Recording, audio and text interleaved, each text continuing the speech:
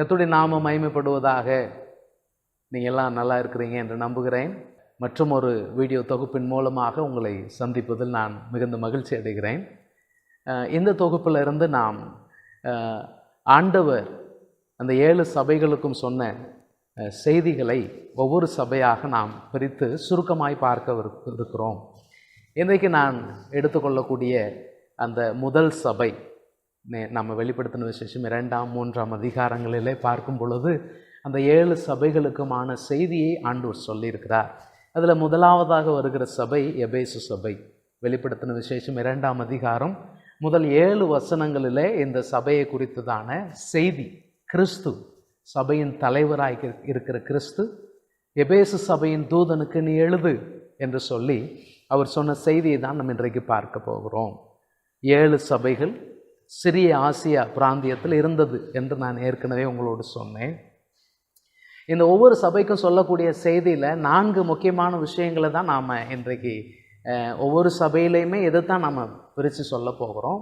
முதலாவதாக அந்த சபையை ஆண்டவர் பாராட்டுகிற காரியங்கள். அவர் உன் கிரியைகளை அறிந்திருக்கிறேன் என்று சொல்லிவிட்டு அந்த சபையை அவர் எப்படியெல்லாம் பாராட்டுகிறார், அது முதலாவதாக சொல்லுவோம். இரண்டாவதாக அந்த குறிப்பிட்ட சபையில் அவர் சொல்லுகிறதான குறைவு அல்லது அந்த சபையினுடைய குறைவை அவர் கடிந்து கொள்ளுகிற விதம், அதுதான் இரண்டாவதாக நம்ம சொல்லுவோம். மூன்றாவதாக அந்த சபைக்கு ஆண்டவர் கொடுக்கிறதான ஆலோசனை மற்றும் எச்சரிப்பு என்பதை மூன்றாவதாக நாம் பேசுவோம். கடைசியாக 4ஆவதாக அந்தந்த சபைக்கு அவர்கள் ஜெயம் கொண்டு கர்த்தருடைய ஆலோசனையின்படி நடந்து வெற்றி பெறும் பொழுது அவர்களுக்கு கொடுக்கப்படக்கூடிய பரிசு என்ன, இந்த 4 விஷயங்களை தான் நாம் ஒவ்வொரு சபைக்கும் பார்க்க போகிறோம். அந்த வகையில் இப்பொழுது எபேசு சபையை குறித்து நாம் பேச போகிறோம். இந்த எபேசு சபை இந்த பிராந்தியத்தில் இருந்த மற்ற சபைகளுக்கெல்லாம் தாய் போன்ற ஒரு சபை. ஏனென்று சொன்னால் இந்த சபை பல பரிசுத்தவான்களுடைய ஊழியத்தை பெற்ற பாக்கியமுள்ள ஒரு சபை என்று தான் நாம் சொல்ல வேண்டும். பவுல் இந்த பட்டணத்தில் 3½ ஆண்டு காலம் ஊழியம் செய்திருக்கிறார். ஆக்கில்லா பிரிஸ்கில்லா என்கிற தம்பதியர் இந்த பட்டணத்தில் அநேக ஆண்டுகள் இருந்திருக்கிறார்கள். அப்போலோ இந்த பட்டணத்தில் ஊழியம் செய்திருக்கிறார். அப்போஸ்தலனாகிய யோவான் இந்த பட்டணத்தில் ஊழியம் செய்திருக்கிறார். அப்போஸ்தலனாகிய பவுலுடைய சீஷனாய் இருந்த தீமோத்தேயு இந்த பட்டணத்தில் ஊழியம் செய்திருக்கிறார். ஆக இந்த பட்டணம், இந்த பட்டணத்தினுடைய சபை மிக மிக முக்கியத்துவம் வாய்ந்த நல்ல பரிசுத்தவான்களுடைய ஊழியங்களை பெற்ற ஒரு பாக்கியமுள்ள சபை.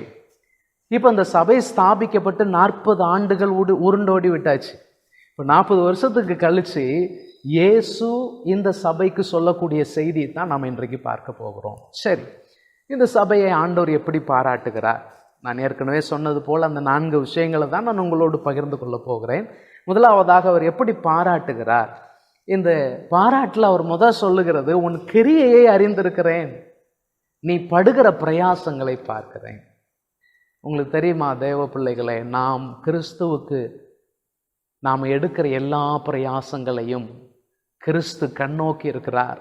அவைகளுக்கான பலன்களை அவர் தருகிறவராக இருக்கிறார். இரண்டாவதாக அவர் பாராட்டும் போது சொல்ற, உன் பொறுமையை நான் பார்க்கிறேன். இந்த இடத்துல பொறுமை என்று சொல்லுவது சகிப்புத்தன்மையோடு கூட எல்லா விதமான கிறிஸ்துவுக்காக வரக்கூடிய பாடுகளை பொறுமையோடு சகிப்பதை தான் நாம் இங்கே புரிந்து கொள்ள வேண்டும்.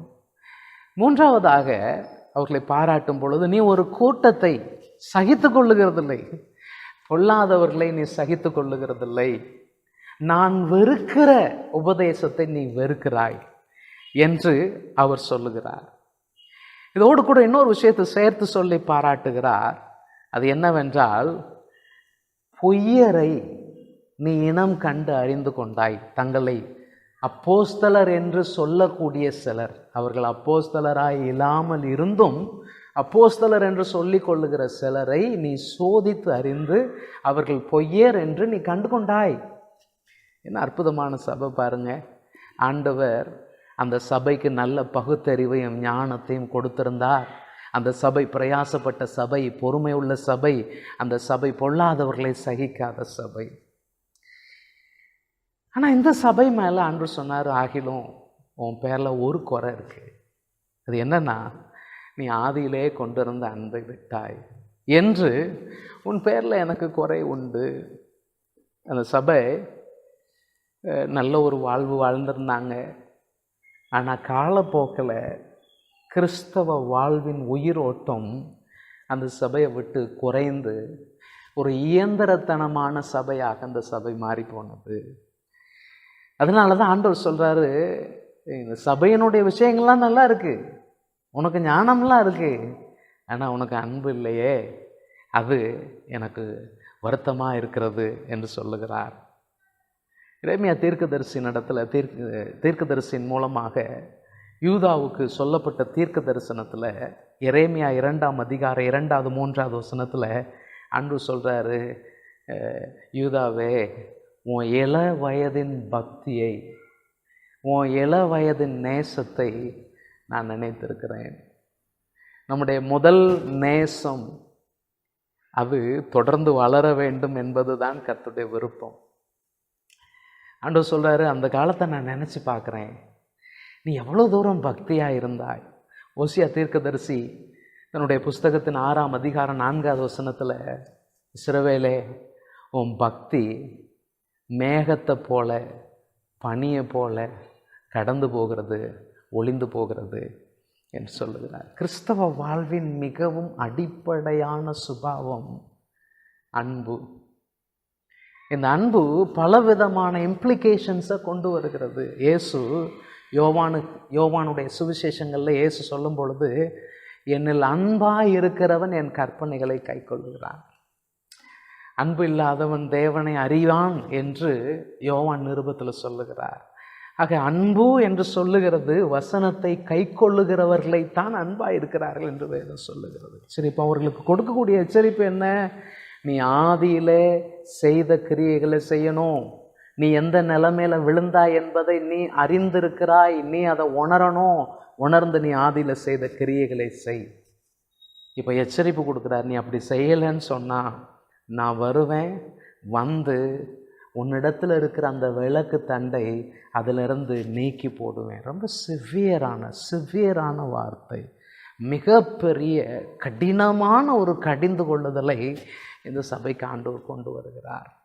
கடைசியாக இந்த சபைக்கு ஆண்டவர் கொடுக்கிற வாக்குத்தத்தம் என்னன்னு கேட்டிங்கன்னா, அந்த 2ஆம் அதிகாரத்தில் 7வது வசனத்தில், ஆவியானவர் சபைகளுக்கு சொல்லுகிறதை காதுள்ளவன் கேட்க கடவன், ஜெயம் கொள்ளுகிறவன் எவனோ அவனுக்கு தேவனுடைய பரதீசின் மத்தியில் இருக்கிற ஜீவ விருட்சத்தின் கனியை புசிக்க கொடுப்பேன் என்று எழுது.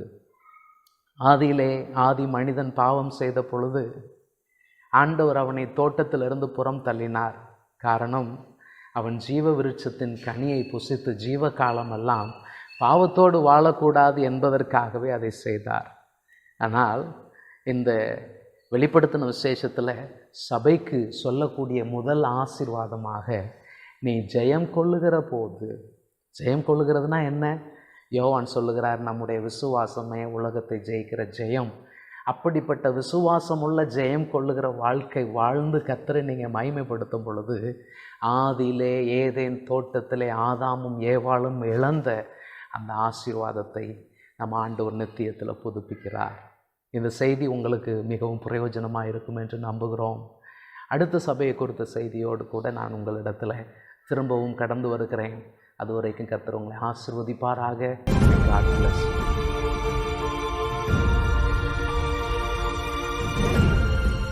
Praise the Lord. கர்த்தருடைய நாமம் மகிமைப்படுவதாக. இந்த வீடியோ தொகுப்பின் மூலமாக மறுபடியும் உங்களை சந்திப்பதில் நான் மிகுந்த மகிழ்ச்சி அடைகிறேன். கடந்த முறை நான் உங்களோடு கூட எபேசு சபைக்கு ஆண்டவர் சொன்ன செய்தியை நான் பகிர்ந்து கொண்டிருந்தேன். இன்றைக்கு நாம் சிமிர்னா சபைக்கு ஆண்டவராகிய இயேசு கிறிஸ்து சொல்லுகிறதான செய்தியை சுருக்கமாக பகிர்ந்து கொள்ளப் போகிறோம். ஆண்டவர் 7 சபைகளுக்கு கொடுத்திருந்த இந்த செய்திகளில் மிகவும் சுருக்கமான செய்தி உள்ள ஒரு சபை சிமிர்னா பட்டணத்தில் இருந்த சபை. இந்த சபையை குறித்து ஒரு சில வசனங்கள் மாத்திரமே நாம் குறிப்பாய் சொல்லுவோமே. ஆனால் 2ஆம் அதிகாரம் 8வது வசனத்திலிருந்து 2ஆம் அதிகாரம் 11வது வசனம் வரைக்கும் மொத்தம் 4 வசனங்களில் இந்த சபையை குறித்ததான செய்தியை அவர் சொல்லியிருக்கிறார். இந்த சிமிர்னா பட்டணம் எபேசு பட்டணத்திற்கு வடபகுதியில் அமைந்திருந்த மிகவும் அழகான ஒரு துறைமுக பட்டணம். இந்த பட்டணம் இன்றைக்கும் இருக்கிறது. இன்றைக்கு எஸ்மிர் டர்க்கி என்கிறதான பெயரில் இந்த பட்டணம் அறியப்படுகிறது. இந்த பட்டணத்தில் இன்றைக்கு 30 லட்சம் ஜனங்கள் வாழ்ந்து கொண்டிருக்கிறார்கள் என்று சொல்லுகிறார்கள். முதல் நூற்றாண்டின் இறுதியில் இந்த பட்டணம் ரோம அரசனுடைய கட்டுப்பாட்டின் கீழ் இருந்தது.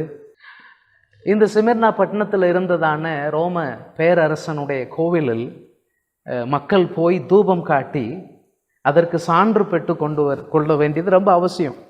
அப்படி சான்று பெற்று கொண்டவர்கள் துன்பப்படுத்தவில்லை, அவ்வாறு செய்யாதவர்கள் துன்பப்படுத்தப்பட்டார்கள். இந்த சிமிர்னா என்கிற பெயருக்கு வெள்ளை போலம் என்று அர்த்தம். இந்த வெள்ளை போலம் என்பது பழைய ஏற்பாட்டிலும் புதிய ஏற்பாட்டிலும் பல இடங்களில் உபயோகப்படுத்தப்பட்டிருக்கிறது. இந்த வெள்ளை போலம் குறிப்பாக அபிஷேக தைலத்திற்கு உபயோகப்படுத்தப்பட்ட ஒன்று. நீங்கள் மத்தேயு 2ஆம் அதிகாரம் 11வது வசனத்தில் பார்ப்பீர்கள். ஆனால் கிழக்கிலிருந்து வந்த அந்த சாஸ்திரிகள் ஆண்டவருக்கு காணிக்கையாக கொண்டு வந்த பொருளில் ஒன்று வெள்ளை போலம். அது மாத்திரமல்ல, அந்த நாட்களிலே சிலுவை மரணத்தை பெற்றுக்கொள்ள போகிறவர்களுக்கு அவர்கள் குடிக்கும்படியாக வெள்ளை போலத்தோடு திராட்சை ரசத்தை கலந்து கொடுப்பார்கள். இது ஒரு பெயின் கில்லர் போல பயன்படுத்தப்படக்கூடிய ஒரு பானம். அடிக்கப்படுகிறவருக்கு, துன்புறுத்தப்படுகிறவருக்கு அது மரத்து போகத்தக்க விதத்தில், அந்த வழியை அவர் உணராமல் இருக்கத்தக்க விதத்தில் செய்ய வேண்டும் என்பதற்காக மனிதாபிமான முறையில் செய்யப்படுகிற ஒரு பானம். இயேசு அதை வாங்கி ருசிக்காமல் இருந்தார் என்று நம்முடைய வேதத்தில் நாம் வாசிக்கிறோம். இயேசு கிறிஸ்துடைய அடக்கத்தில் கூட அவருக்கு நறுமண பொருளை அவருடைய சரீரத்திற்கு வைத்து நறுமணம் ஏற்ற வேண்டும் என்பதற்காக இந்த வெள்ளை போலத்தை பயன்படுத்தியதாக நம்முடைய வேதத்தில் சொல்லப்பட்டிருக்கிறது. நாம் இந்த சபைக்கு சொல்லப்பட்ட செய்தியை நாம் பார்க்கும் பொழுது, இந்த சபையை ஆண்டவர் எப்படி பாராட்டுகிறார்? இந்த சபையை குறித்து ஆண்டவர் எந்த குறையும் சொல்லலை. இந்த சபையை ஆண்டவர் பாராட்டத்தான் செய்திருக்கிறார். முதலாவதாக இந்த சபையை குறித்து சொன்னது, நான் உன் உபத்திரவங்களை அறிந்திருக்கிறேன். நீ மிகப்பெரிய உபத்திரவத்தை அனுபவித்து கொண்டிருக்கிறாய். டொமேஷியன் மன்னன், அவன் ஒரு கொலைக்கார சர்வாதிகாரி. அதிகமான இரத்த சாட்சிகள் மரித்த ஒரு இடம் இந்த சிமிர்னா பட்டணம். சீசரே ஆண்டவர்னு சொன்னால் பிரச்சனை இல்லை, இயேசுவே ஆண்டவர்னு சொன்னால் பிரச்சனை நிறையா இருக்கிறது. அப்படிப்பட்ட காலகட்டத்தில் கூட தேவ பக்தியாய் நடக்க மனதாய் இருந்த ஒரு கூட்ட ஜனம் இயேசுவை மறுதலிப்பதில்லை என்று சொல்லி அவர்கள் மகிழ்ச்சியோடு துன்பத்தை அனுபவிக்க தங்களை ஒப்பு கொடுத்தார்கள். இந்த சபையை பார்த்து ஆண்டவர் சொன்ன இரண்டாவது விஷயம் எனக்கு ரொம்ப பிடித்த ஒரு காரியம். நீ ஐஸ்வர்யம் உள்ளவனாயிருந்தும் உனக்கு இருக்கிற தரித்திரம். இந்த இடத்துல நீ தரித்திரனா இருக்கிறாய், உனக்கு அடுத்த வேலைக்கு கூட பிரச்சனை இருக்கிறது, ஆனால் நீ ஆவிக்குரிய நிலையில் ஐஸ்வர்யவானா இருக்கிறாய். என்ன ஒரு அற்புதமான சாட்சி பாருங்க. சில விசுவாச போதனை செய்கிறவர்கள் இதை வித்தியாசமாக பேசுவார்கள், இதை அவர்கள் வேறு விதமாக சொல்லுவார்கள். ஆனால் நீங்கள் வெளிப்படுத்தின விசேஷம் 3ஆம் அதிகாரம் 17வது வசனத்தில் லவோதிக்கேயா சபைக்கு சொல்லும் பொழுது, நீ ஐஸ்வர்யம் உள்ளவன் என்று சொல்லுகிறாய், ஆனால் நீ தரித்திரனாக இருக்கிறாய். What a contrast! என்ன வித்தியாசம் பாருங்க. ஒரு சபையை பார்த்து சொல்றாரு, உனக்கு ஐஸ்வர்யம் இருக்கு, ஆனால் நீ தரித்திரனா இருக்கிறாய். இன்னொரு சபையை பார்த்து சொல்லுகிறாய், உனக்கு ஐஸ்வர்யம் இருக்குன்னு நீ சொல்லிக்கிட்டு இருக்கிற, ஆனால் நீ உண்மையிலே தரித்திரனா இருக்கிறாய். இது ஆவிக்குரிய நிலையில இந்த சபையின் மக்கள் பொருளாதார ரீதியில் குறைவுபட்டவர்களாக இருந்தாலும் அவர்கள் நிறைவுள்ளவர்களாகவே தான் தேவனுடைய பார்வையில் காணப்படுகிறார்கள் என்பதை நாம் புரிய வேண்டியது ரொம்ப அவசியம். மூன்றாவதாக, அவர்கள் தூஷணத்தை அனுபவித்தார்கள். சொல்லியிருக்கு, யூதர் என்று சொல்லியும் யூதராயிராமல் சாத்தானுடைய கூட்டத்தாய் இருக்கிறவர்கள் என்று வேதம் சொல்லுகிறது. யூதர்களால் ஆரம்பத்திலிருந்தே கிறிஸ்தவத்திற்கு மிகப்பெரிய இடரல்கள் உண்டாயிருந்தது. குறிப்பாக அப்போஸ்தலனாகிய பவுல் எங்கெல்லாம் போய் ஊழியம் செய்தாரோ அங்கெல்லாம் அவருடைய ஊழியத்தை தடுத்து போடும்படியாக, பிரச்சனைகளை கொண்டு வரும்படியாக அப்போஸ்தலனாகிய பவுலை முழு வைராக்கியத்தோடு பின்தொடர்ந்த ஒரு பெரும் கூட்ட யூதர்கள் இருக்கத்தான் செய்தார்கள். இயேசு கிறிஸ்து தாம் ஊழியம் செய்த நாட்களிலேயே இந்த யூதர்கள் நாங்கள் ஆபிரகாமுக்கு பிள்ளைகள் என்று சொல்லும் பொழுது ஆண்டவர் அவர்களை பார்த்து சொன்னார், உங்கள் தகப்பன் பொய்யன், நீங்கள் பிசாசுடைய பிள்ளைகள் என்று சொன்னார். இங்கே ஆண்டவர் ஒரு கூட்ட ஜனங்களை பார்த்து இவர்கள் சாத்தானுடைய கூட்டத்தார் என்று சொல்லுகிறார். ஆனால் அந்த தூஷணத்தையும் நான் அறிந்திருக்கிறேன். அந்த தூஷணத்துக்கு மத்தியிலையும் நீ எனக்கு உண்மையா இருக்கிறாய். இது எனக்கு மிகவும் பிடித்திருக்கிறது. இதை குறித்து நான் பாராட்டத்தான் வேண்டும் என்று சொல்லி இந்த சபையை ஆண்டவர் பாராட்டுகிறார். சரி, இப்போ இந்த சபைக்கு ஆண்டவர் கொடுக்கக்கூடிய உற்சாகம், ஊக்கம் என்ன? ஏற்கனவே இவங்க கஷ்டப்பட்டுட்டு இருக்கிறாங்க, ஏற்கனவே இவங்க உபத்திரவத்தை அனுபவிச்சுக்கிட்டு இருக்கிறாங்க. இந்த சபையை பார்த்து ஆண்டவர் சொல்லுகிறார், நீ படப்போகிற பாடுகளை குறித்து எவ்வளவும் பயப்படாதே. இன்னும் நீங்கள் சோதிக்கப்படும் பொருட்டாக பிசாசானவன் உங்களில் சிலரை காவலில் போடுவான். 10 நாள் உபத்திரவப்படுவீர்கள். இன்னும் கொஞ்ச காலம் உங்களுக்கு உபத்திரம் இருக்கு. இன்னும் உங்களில் ஒரு சிலரை பிசாசானவன் காவலில் போடுவான். ஆனா நான் உனக்கு கொடுக்கக்கூடிய ஆலோசனை, மரண பரியந்தம் உண்மையாயிரு, அப்பொழுது நான் உனக்கு ஜீவ கிரீடத்தை தருவேன் என்று ஆண்டவர் சொல்லுகிறார். இதை வேற விதமாக சொல்லுவோன்னு சொன்னால், உனக்கு மரணமே நேரிடுகிற சூழ்நிலை வந்தாலும் நீ உண்மையை விட்டு விடாதே, உண்மையை விட்டு விலகாதே, நான் உனக்காக ஜீவ கிரீடத்தை வைத்து ஆயத்தமாக இருக்கிறேன் என்று கர்த்தர் சொல்லுகிறார். இந்த சபைக்கான வாக்கு என்ன? இந்த சபைக்கான வாக்கு அவர் சொல்லுகிறார், ஆவியானவர் சபைகளுக்கு சொல்லுகிறதை காதுள்ளவன் கேட்க கடவன். 2:11 ஜெயம் கொள்ளுகிறவன் 2ஆம் மரணத்தினால் சேதப்படுவதில்லை. அந்த அர்த்தம் என்ன தெரியுமா? முதலாவது, இவர்கள் உன்னை கொலை செய்கிறதுனால் உண்டாகிற மரணம் அது பெரிய மரணம் அல்ல, அது உங்களுக்கு லாபம். 2வது மரணம் கொடுக்கிற சேதம் நித்திய நரகத்திற்கு நேராக நடத்திவிடும், நித்திய ஆக்கினைக்கு நேராக நடத்திவிடும். ஆனால் நீங்கள் நித்திய ரட்சிப்பை பெற்றிருக்கிறீர்கள். ஆகவே ஜெயம் கொள்ளுகிறவர்கள் 2ஆம் மரணத்தினால் சேதம் அடைவதில்லை என்று சொல்லி அவர்களை பாராட்டுகிறார். போகிற போக்கில் நான் ஒரு விஷயத்தை சொல்ல வேண்டும். யோவானுக்கு சீஷனாக இருந்த பாலிகார்ப் என்று சொல்லப்படுகிற ஆதி சபை தகப்பன்மாரில் ஒருவர் இந்த பட்டணத்தில் ஊழியம் செய்திருக்கிறார்.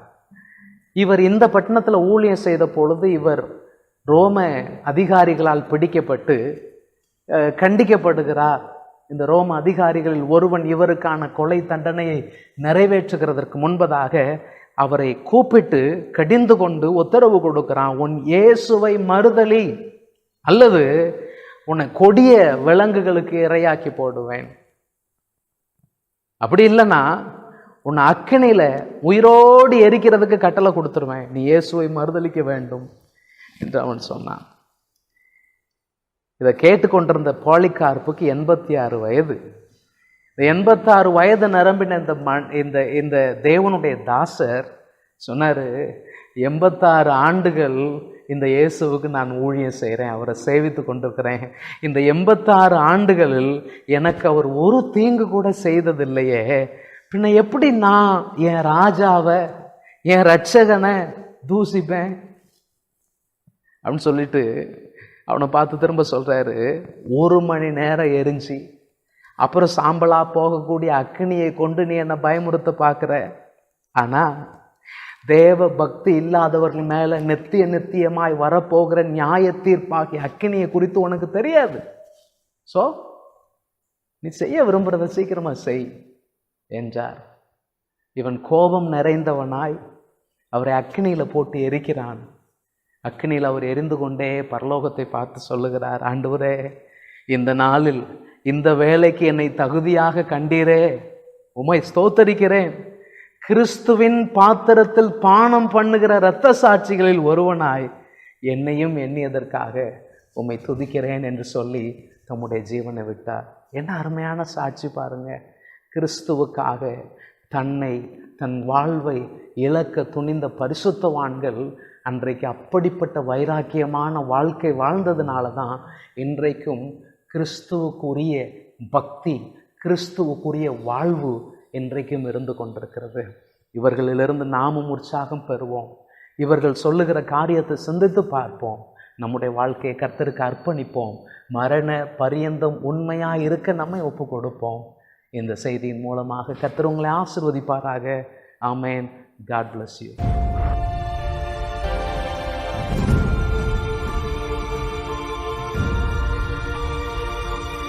நாம் எபேசு சபையை குறித்தும் சிமிர்னா சபையை குறித்தும் பார்த்தோம்.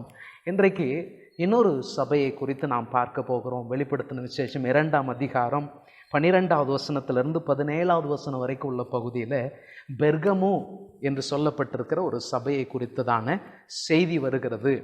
இந்த பெர்கமு சபை இன்றளவும் பெர்கமா என்கிற பெயரில் இந்த பட்டணம் அறியப்பட்டு வருகிறது. இந்த பட்டணமும் மிகவும் அழகான அரணிப்பான ஒரு பட்டணம். எபேசு சபையிலிருந்து சற்று 100 மைல் தூரத்தில் இருக்கக்கூடிய ஒரு பட்டணம். கலாச்சார ரீதியாக இந்த பட்டணம் மிகவும் முக்கியத்துவம் வாய்ந்த ஒரு பட்டணமாக இருக்கிறது. அலெக்சாண்ட்ரியா என்று சொல்லப்படுகிற எகிப்தினுடைய ஒரு மிகப்பெரிய பட்டணத்திற்கு அடுத்து மிகப்பெரிய நூலகம் இருக்கக்கூடிய ஒரு பட்டணம் இது. ஆக இந்த பட்டணத்தில் படிப்பறிவு மிக்கவர்கள், எழுத்தின் மேல் இலக்கியத்தின் மேல் வாஞ்சை உள்ள ஜனங்கள் அநேகர் இருந்தார்கள்.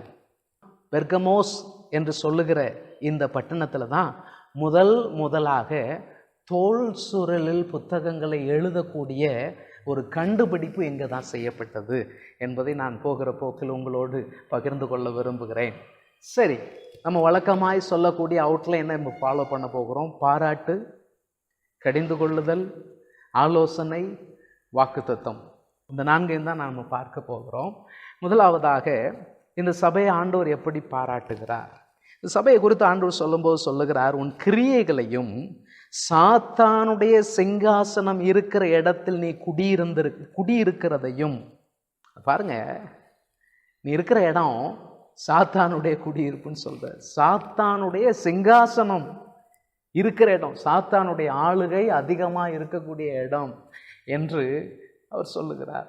இந்த பகுதி அநேக விக்கிரக கோயிலினால் நிறைந்திருந்த ஒரு பகுதி.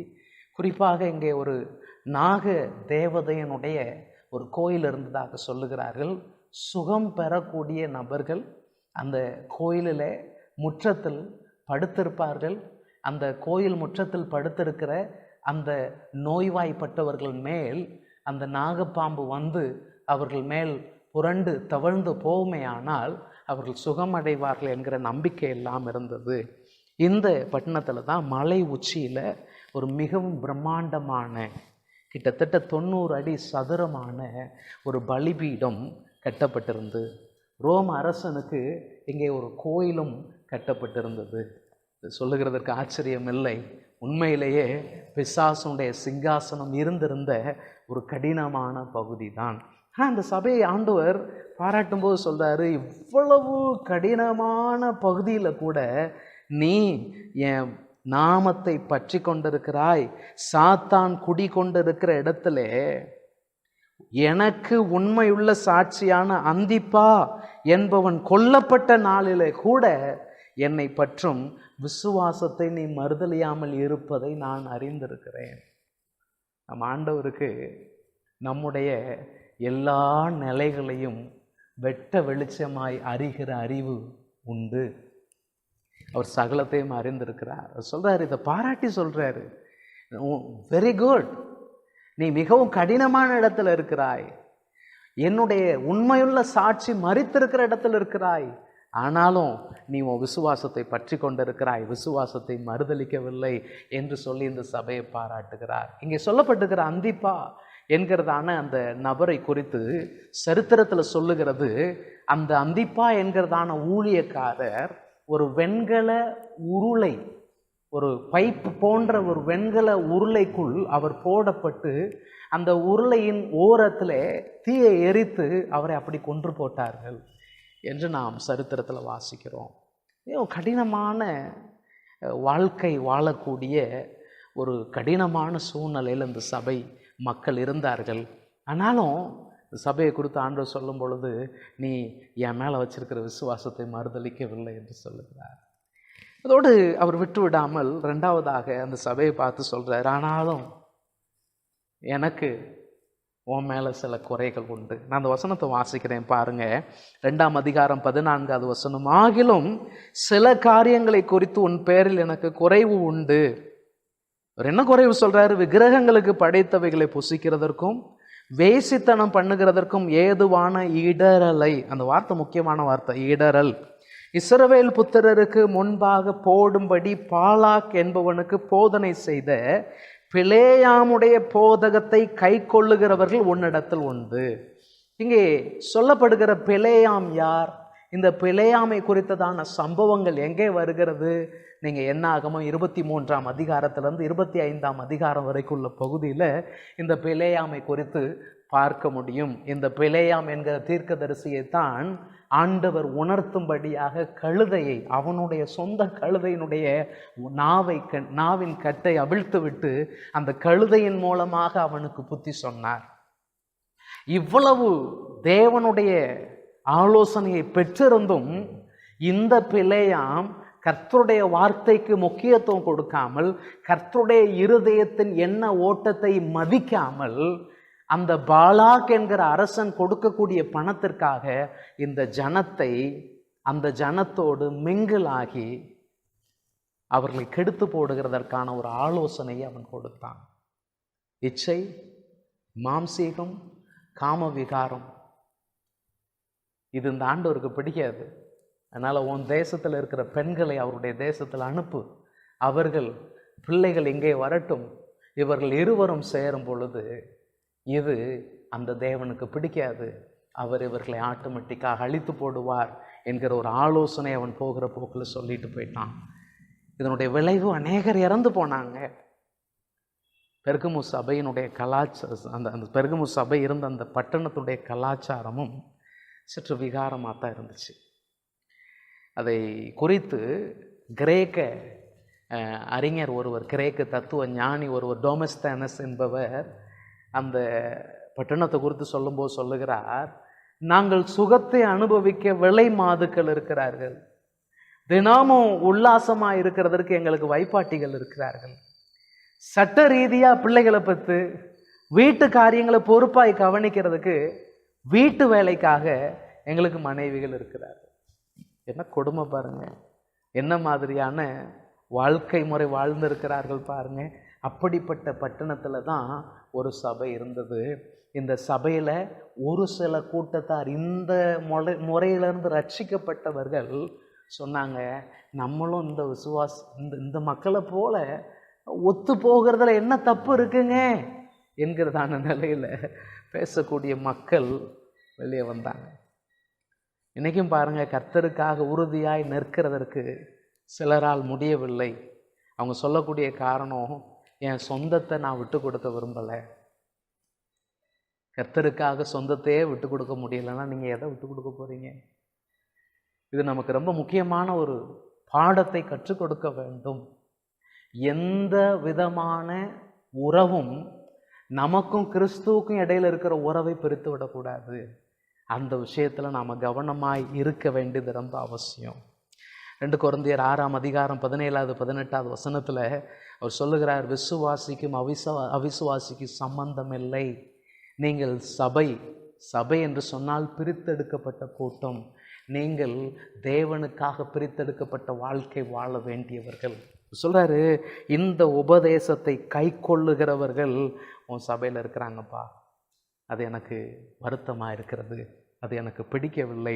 அதோடு சேர்ந்து இன்னொரு விஷயத்தை சொல்லுகிறார், நிக்கோலாய் மதஸ்தருடைய போதனையும் கை கொள்ளுகிறவர்கள் உன்னிடத்தில் இருக்கிறார்கள், இதை நான் வெறுக்கிறேன். இந்த நிக்கோலாய் மதஸ்தரை குறித்து முதலாவதாக எபேசு பட்டணத்திற்கு சொல்லியிருந்தார்.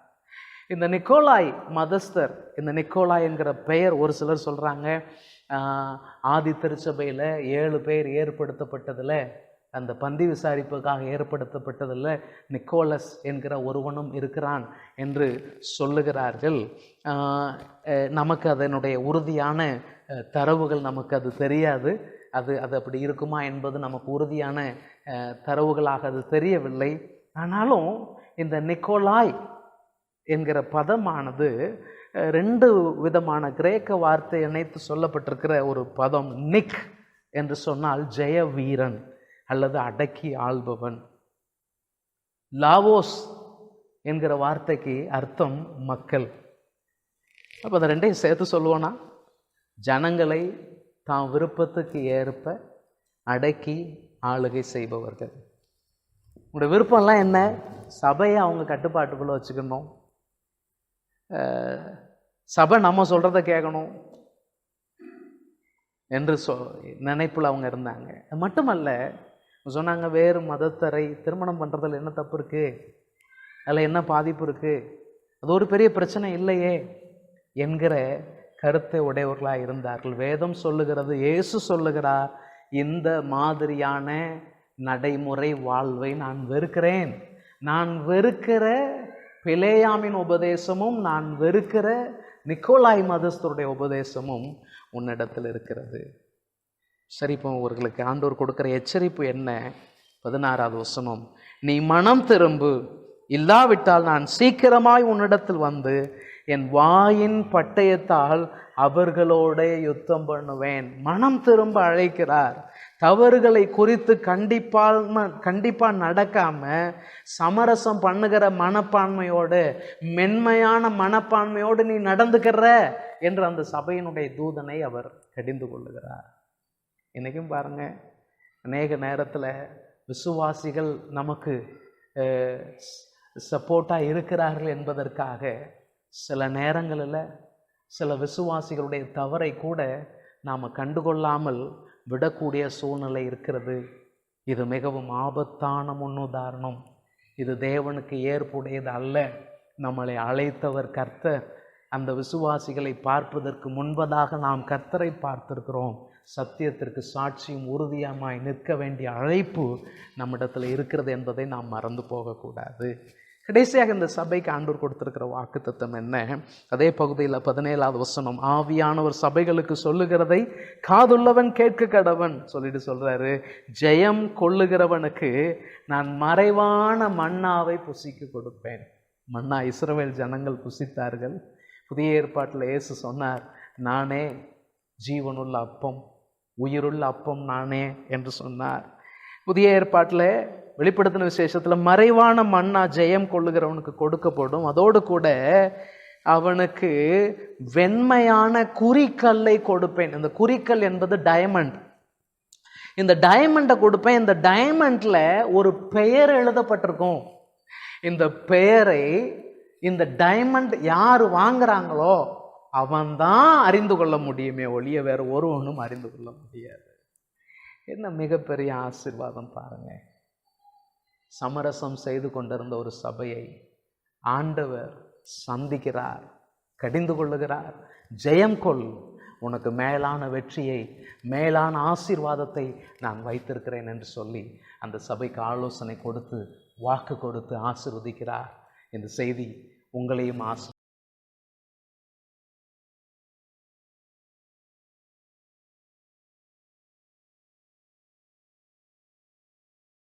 நாம மகிமைப்படுவதாக. மற்றும் ஒரு வீடியோ தொகுப்பின் மூலமாய் உங்களை சந்திப்பதில் மிக்க மகிழ்ச்சி அடைகிறேன். நாம் இந்த கடந்த சில வீடியோ தொகுப்புகளிலே இயேசு கிறிஸ்து சபைகளுக்கு சொன்ன செய்தியை ஒவ்வொன்றாக பகிர்ந்து வருகிறோம். அந்த வரிசையில் இன்றைக்கு நாம் இயேசு கிறிஸ்து தியத்தீரா சபைக்கு சொன்ன செய்தியை நான் உங்களோடு சுருக்கமாய் பகிர்ந்து கொள்ள விரும்புகிறேன். அந்த பகுதி வெளிப்படுத்தின விசேஷம் 2ஆம் அதிகாரம் 18வது வசனத்திலிருந்து அதனுடைய கடைசி பகுதி வரைக்கும், 2ஆம் அதிகாரம் 29ஆம் வசனம் வரைக்கும் அந்த பகுதி இருக்கிறது. தியத்தீரா பட்டணம், இதுவும் அந்த சின்ன ஆசியா என்று அறியப்படுகிற அந்த பிராந்தியத்தில் இருந்த ஒரு சிறிய பட்டணம். ஆனால் இது ஒரு வர்த்தகத்திற்கு பெயர் போன ஒரு பட்டணம். BC 190 அவர்கள் ரோமருடைய காலனியாக இந்த பட்டணத்தை மாற்றினார்கள். ஆனால் இந்த பட்டணத்திற்கு பெரிய அளவிற்கு மதில் சுவர்கள் இல்லாததனால் அடிக்கடி பலரினால் அந்த பட்டணம் தாக்கப்பட்டு அதிகப்படியான பாதிப்புகளை அதிகமாக சந்தித்து கொண்டிருந்த ஒரு பட்டணம். இந்த பட்டணத்தில் பெரிய அளவு மத ரீதியான முக்கியத்துவம் என்று சொல்லுகிறதற்கு ஒன்றுமே இல்லை. இந்த பட்டணத்துடைய மிக முக்கியமான தொழில் என்னன்னு கேட்டிங்கன்னா, அநேக வியாபார ரீதியான குழுமங்கள், சங்கங்கள் இங்கே நிறைய இருந்தன. மிக முக்கியமாக டெக்ஸ்டைல் துறை, என்று இன்றைக்கு சொல்கிறோம் பாருங்க. அந்த மாதிரியான ஜவுளித்துறை சம்பந்தப்பட்ட உற்பத்திகள், வியாபாரங்கள் அதிகமாக செய்யப்பட்ட பட்டணம். இந்த பட்டணத்தில் அநேக சாய தொழிற்சாலைகளும் இருந்ததாக நாம் பார்க்கிறோம். இந்த பட்டணத்தில் தான் இந்த பட்டணத்தை சேர்ந்த ஒரு பெண்மணி குறித்து அப்போஸ்தலர் நடபடிகள் 16ஆம் அதிகாரம் 14வது வசனத்தில் நாம் வாசிக்கிறோம். இரத்தாம்பரம் விற்கிற ஸ்திரீ என்று அழைக்கப்பட்ட அந்த லீதியாள் என்கிறதான அந்த பெண்மணி, இவள் தான் ஐரோப்பாவிலே முதல் விசுவாசி, ஒரு மிகப்பெரிய பாக்கியம் பெற்ற ஒரு சகோதரி. இவள் மூலமாக தியத்தீராவிற்கு சுவிசேஷம் கடந்து போயிருக்கலாம் என்று நம்பப்படுகிறது. உங்களுக்கு இங்கே ஒரு காரியத்தை நான் சொல்லிக்கொள்ள வேண்டும். இயேசு கிறிஸ்து இந்த 2 அதிகாரங்களில், 2வது 3ஆம் அதிகாரங்களில் கொடுத்த 7 சபைகளுக்கான செய்தியில் மிகவும் நீளமான செய்தி இதுதான். சிமிர்னாவுக்கு மிகவும் சுருக்கமான செய்தியை கொடுத்துவிட்டு இந்த பட்டணத்திற்கு மிகவும் நீளமான ஒரு செய்தியை சொல்லுகிறார். சபையினுடைய பிரச்சனை வெளியே இருந்து வந்தது கிடையாது. இந்த சபையினுடைய பிரச்சனை உள்ளே இருந்து வந்த பிரச்சனை. உள்ளே இருந்த பாவம், தவறுகளுக்கு இடம் கொடுத்து வரக்கூடியதான ஒரு சூழ்நிலை, அப்படிப்பட்ட பிரச்சனையில் தான் இந்த சபை சிக்கியிருந்தது. சரி, நாம் இந்த நாட்களில் பயன்படுத்துகிற அதே அவுட்லைனை இங்கே பின்பற்ற போகிறோம். பாராட்டு, குறைவை கடிந்து கொள்ளுதல், எச்சரிப்பு, வாக்குத்தத்தம். நேரடியாக நாம் பாராட்டுக்கு நேராக கடந்து போகலாம். 2ஆம் அதிகாரம் 19வது வசனம் சொல்லுகிறது, உன் கிரியையையும் உன் அன்பையும் உன் ஊழியத்தையும் உன் விசுவாசத்தையும் உன் பொறுமையையும், இதான் எனக்கு ரொம்ப பிடிச்ச பகுதி, நீ முன்பு செய்த கிரியைகளிலும் பின்பு செய்த கிரியைகள் அதிகமாக இருக்கிறதையும் அறிந்திருக்கிறேன். அருமையான சாட்சி பாருங்களேன். பைபிளில் ஒரு வசனம் இருக்கு, நீதிமானுடைய பிரகாசம் நடுப்பகல் வரைக்கும் அதிகமாய் பிரகாசிக்கிற சூரிய பிரகாசம் போல இருக்கிறது. அந்த மாதிரியான ஒரு பாராட்டோடு கூட இந்த சபைக்கு நல்ல ஒரு பாராட்டை சொல்லி துவங்குகிறார். உனக்கு அன்பு இருக்கு, உனக்கு நல்ல ஊழியம் செய்கிற கிருபைகள் இருக்கு, விசுவாசம் இருக்கு, ஆதியில் செஞ்ச கிரியை விட நீ அதிகமாக கிரியை செய்கிறாய், வெரி குட் சொல்லிட்டு சொல்றாரு. ஆனாலும் 20வது வசனம் பாருங்க, ஆகிலும் உன் பேரில் எனக்கு குறைவு உண்டு. என்ன குறை சொல்றார்? என்னவெனில், தன்னை தீர்க்கதரிசி என்று சொல்லுகிற யேசபேல் என்னும் ஸ்திரீயானவள் என்னுடைய ஊழியக்காரர் வேசித்தனம் பண்ணவும் விக்கிரகங்களுக்கு படைத்தவைகளை புசிக்கவும் அவர்களுக்கு போதித்து அவர்களை வஞ்சிக்கும்படி நீ அவளுக்கு இடம் கொடுக்கிறாய். இடத்துல வருகிற இந்த யேசபேல் என்று சொல்லப்படுகிற பெண், இந்த யேசபேல் என்று சொல்லக்கூடியதான வார்த்தை பழைய ஏற்பாட்டில் மிக முக்கியமாக இஸ்ரவேல் அரசனாயிருந்த ஆகாபை கர்த்தருடைய சமூகத்தில் மிக மிக கொடுமையான பாவங்களை செய்ய வைத்த ஒரு அரசனாக மாற்றின அதிகமான பொறுப்பு இந்த யேசபேல் என்கிற பெண்மணிக்கு உண்டு. நான் இதை சொல்லும் பொழுது மிகவும் கவனமாக இதை கையாள விரும்புகிறேன். ஏனென்று சொன்னால், நான் வெளிப்படையாக ஒரு விஷயத்தை சொல்ல விரும்புகிறேன். சபை எந்த விதத்திலையும் பெண்களுடைய ஊழியத்தை குறைத்து மதிப்பிட்டதே இல்லை. உதாரணமாய் சொல்லுவோமே ஆனால், அப்போஸ்தலனாகிய பவுல் ரோமருக்கு எழுதின நிருபம் 16ஆம் அதிகாரத்தை நீங்கள் போய் வாசித்து பாருங்கள். உங்களுடைய வேதாகமத்தை திறந்து வாசித்து பாருங்கள். அங்கே எத்தனை பெண்மணிகளை அவர் பாராட்டியும் வாழ்த்து சொல்லியும் அவர் எழுதியிருக்கிறார் என்பதை பாருங்கள். அப்போஸ்தலனாகிய பவுலுடைய ஊழியத்தில் அவருக்கு தோள் கொடுத்த அநேக பெண்கள் இருந்தார்கள். இயேசு கிறிஸ்துடைய ஊழியத்தில் அவருக்கு உதவி செய்த அநேகர் இருந்தார்கள். அப்போஸ்தலனாகிய யோவான் தன்னுடைய 2வது நிருபத்தை தெரிந்து கொள்ளப்பட்ட அம்மாள் என்று சொல்லக்கூடிய ஒரு ஆவிக்குரிய நிலையில் இருந்த ஒரு உயர்வான நிலையிலிருந்த முதிர் வயதுள்ள ஒரு தாயாருக்கு நிருபத்தையே எழுதியிருக்கிறார். அந்த வகையில் பார்ப்போம் என்று சொன்னால், பிலிப்பு அப்போஸ்தலர் நடபடிகளில் பிலிப்பு என்கிறதான கர்த்தருடைய ஊழியக்காரருக்கு, அந்த சுவிசேஷகனுக்கு 4 பெண் மக்கள் 4வரும் தீர்க்க தரிசனம் சொல்லுகிற ஊழியத்தை செய்து வந்திருக்கிறார்கள். ஆக வேதாகமம், புதிய ஏற்பாடு பெண்களுடைய ஊழியத்தை எந்த விதத்திலையும் மட்டுப்படுத்துகிறதில்லை, எந்த விதத்திலையும் தரைக்குறைவாக சொல்லுகிறதில்லை. குறிப்பாக பவுல் மாத்திரம் பேசும் பொழுது பெண்கள் சபையிலே அதிகாரம் பண்ணுகிறதற்கு நான் இடம் கொடுக்கிறதில்லை என்று சொல்லியிருக்கிறார். ஆனால் அதே நேரத்தில் அவர்கள் கர்த்தருக்கான ஊழியத்தை ஊக்கமாக செய்து அநேகரை கர்த்தருக்கு நேராக வழி நடத்துகிறதில் பெண்களுக்கு எந்த இடத்திலும் தடங்கல் என்பது இருந்ததில்லை. ஏனென்று சொன்னால் பிரிஸ்கில்லாளை அப்போஸ்தலனாகிய பவுல் உயர்த்தி பேசுகிறார், பெபேயாளை உயர்த்தி பேசுகிறார், மரியாளை உயர்த்தி பேசுகிறார், இன்னும் பல சகோதரிமாரை அவர் உயர்த்தி சொல்லுகிறார்.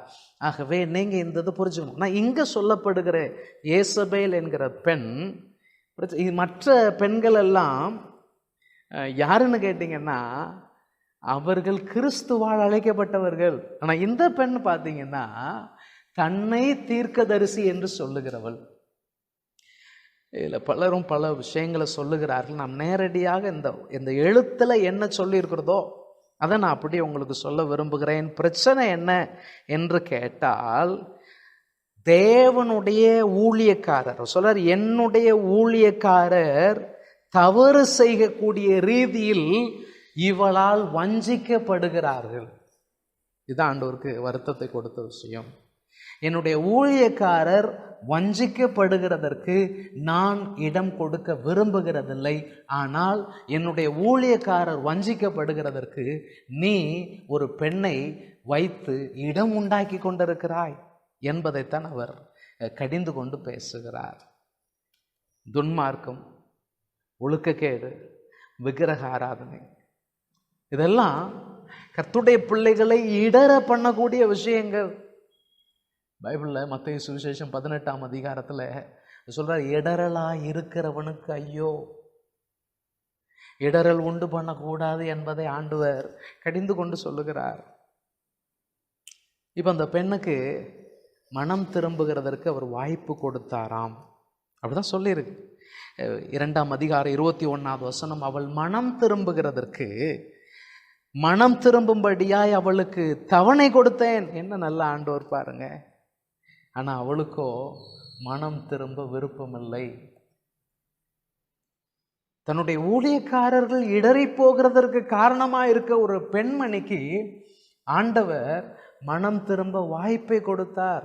ஆனால் அவளுக்கோ மனம் திரும்ப விருப்பம் இல்லை. அப்போ ஆண்டவர் சொல்றாரு, நான் என்ன செய்வேன், நான் அவளை, அவள் பிள்ளைகளை உபத்திரத்திலே தள்ளுவேன். வெளிப்படுத்தின விசேஷம் 2ஆம் அதிகாரம் 23வது வசனத்துல, அப்பொழுது நானே உள்ளந்தரியங்களையும் இருதயங்களையும் ஆராய்கிறவர் என்று எல்லா சபைகளும் அறிந்து கொள்ளும். தியத்தீரா சபை மட்டுமல்ல என்பதை அவர் பகிர்ந்து கொள்ளுகிறார். அதோடு அவர் விடவில்லை, மற்றவர்களை குறித்து அவர் என்ன சொல்றார் பாருங்க. அன்றியும் உங்களில் ஒவ்வொருவனுக்கும் உங்கள் கிரியைகளின்படியே பலன் அளிப்பேன். நம் ஆண்டவர் நம்முடைய அன்பின் பிரயாசங்களுக்கு பலன் அளிக்கிறவராக இருக்கிறார், பலன் கொடுக்கிற ஆண்டவராக இருக்கிறார். நீங்கள் இதை மறந்து போகவே கூடாது. நீங்கள் இந்த பூமியில் செய்கிற கிரியையினால் ரட்சிக்கப்படலை, ஆனால் நீங்கள் ரட்சிக்கப்பட்டதனுடைய விளைவு நற்கிரியைகளில் வெளிப்படுகிறது. அந்த நற்கிரியைகள் ஃப்யூச்சரில் பலனுக்கு ஏதுவாக உங்களை நடத்துகிறது என்பதை நீங்கள் ஒருபோதும் மறந்து விடக்கூடாது. இதில் இன்னொரு கூட்டத்தை சொல்லுகிறார் பாருங்க. தியத்தீராவிலே 24வது வசனத்தை வாசிக்கிறேன். தியத்தீராவிலே இந்த போதகத்தை பற்றி கொள்ளாமலும் சாத்தானுடைய ஆழங்கள் என்று அவர்கள் சொல்லுகிறார்களே, அந்த ஆழங்களை அறிந்து கொள்ளாமல் இருக்கிற மற்றவர்களாகிய உங்களுக்கு நான் சொல்றேன். சொல்றாரு, ஒரு கூட்டம் இப்படி அலையுது, தவறான உபதேசத்தை ஆழம் என்று நினைத்து அலைந்து கொண்டிருக்கிறது. அந்த கூட்டத்தோடு சிக்கி சின்ன பின்னம் ஆகாம ஒரு நல்ல உண்மையுள்ள கூட்டம் இருக்கிறது. சொல்லும் பொழுது எலியாவை பார்த்து ஆண்டவர் சொன்ன காரியம் ஞாபகம் வருகிறது. எனக்கு உண்மையாக இருக்கிற, பாகாலுக்கு முன்பதாக தங்கள் முழங்காடுகளை முடக்காத 7000 பேரை நான் வச்சிருக்கிறேன் என்று ஆண்டவர் சொன்னார் பாருங்க. அந்த மாதிரி இங்கே ஒரு கூட்டத்தை சொல்கிறாரு, உங்களுக்கு வேறு ஒரு பாரத்தையும் நான் சுமத்த மாட்டேன். உங்களுக்கு தெரியுமா, வேதம் சொல்லுகிறது, கர்த்தருடைய வசனங்கள் எல்லாம், கர்த்தருடைய கற்பனைகள் எல்லாம் பாரமானவைகள் அல்லவே. அது பாரமான வசனம் அல்ல. அவருடைய சுமை நமக்கு லகுவானது. அவர் வழியில் நடப்பது மிகவும் லகுவானது. அது கஷ்டமானதே கிடையாது. நாம் நினைக்கிறது போல கஷ்டமானது கிடையாது. ஏனென்று சொன்னால், நாம் விருப்பத்தோடு நம்மை அர்ப்பணிக்கும் பொழுது ஆண்டவரே செய்கையையும் அதற்கான பலனையும் தருகிறார் என்று வசனம் சொல்லுகிறது. இதை நீங்கள் புரிந்து கொள்ள வேண்டியது ரொம்ப ரொம்ப அவசியம். சொல்றார், உங்களுக்கு உள்ளதை நான் வரும் அளவும் பற்றி கொண்டிருங்கள் என்று சொல்லி உண்மையாக இருக்கிற மக்களை பார்த்து சொல்லுகிறார். இன்றைக்கு நமக்கும் அதே வார்த்தை தான் நம்மளை பார்த்து கடந்து வருகிறது. நீங்கள் தெய்வ சமூகத்தில் உண்மையாக இருக்கும் பொழுது ஆண்டவர் உங்களை பார்த்து சொல்கிறார், உனக்கு உள்ளதை நான் வர்ற வரைக்கும் பற்றிக்கொள் மகனே, நான் வர்ற வரைக்கும் பற்றிக்கொள் மகனே மகளே, அது உன்னை ஆசீர்வதிக்கும் என்று சொல்லுகிறார். இறுதியாக அவர் கொடுக்கிற வாக்கு தத்தம் 26 28 வரைக்கும் சொல்லுகிறது, ஜெயம் கொண்டு முடிவு பரியந்தம் என் கிரியைகளை கை கொள்ளுகிறவன் எவனோ அவனுக்கு நான் என் பிதாவினிடத்தில் அதிகாரம் பெற்றது போல ஜாதிகள் மேல் அதிகாரம் கொடுப்பேன். இது எதை சொல்லுகிறது? 1000 வருட அரசாட்சியை ஞாபகப்படுத்துகிறது.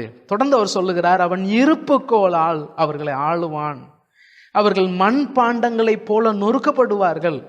1000 வருட அரசாட்சியினால் ஆளுகையை தான் சொல்லுகிறார். 28வது வசனம், விடிவெள்ளி நட்சத்திரத்தையும் அவர்களுக்கு கொடுப்பேன். புதிய ஏற்பாட்டில் இயேசு கிறிஸ்து நட்சத்திரமாக அறியப்படுகிறார். ஊழியக்காரர்கள் நட்சத்திரமாய் அறியப்படுகிறார்கள். வசனம் சொல்லுகிறது, விடிவெள்ளி நட்சத்திரமாக நீங்களும் நானும் இருக்க அழைக்கப்பட்டிருக்கிறோம். சொல்றாரு, உன்னை பிரகாசிக்க பண்ணுவேன், நீ நட்சத்திரம் போல பிரகாசிப்பாய் என்று ஜெயம் கொள்ளுகிறவர்களுக்கு ஆசீர்வாதம் கொடுக்கிறார். இந்த செய்தி உங்களை ஆசீர்வதித்திருக்கும் என்று நம்புகிறேன். கர்த்தருடைய வசனத்தில் நிலைத்திருங்கள். கர்த்தருடைய வசனம் உங்களை வாழ வைக்கும்.